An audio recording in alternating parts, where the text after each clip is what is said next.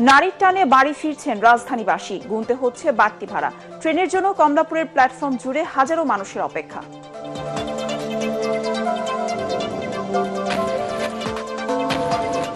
সান্তাহারে নীলসাগর এক্সপ্রেসের লাইনচ্যুত সব বগি উদ্ধার। 21 ঘন্টা পর ট্রেন চলাচল শুরু। চালক ও সহকারী সাময়িক বরখাস্ত।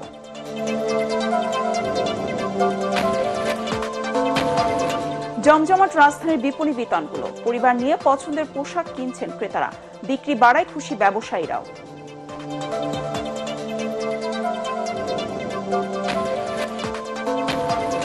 মধ্যপ্রাচ্য সংকটে শ্রম বাজার ও প্রবাসী আইনি অনিশ্চয়তা। নতুন বাজার খোঁজার পরামর্শ বিশ্লেষকদের।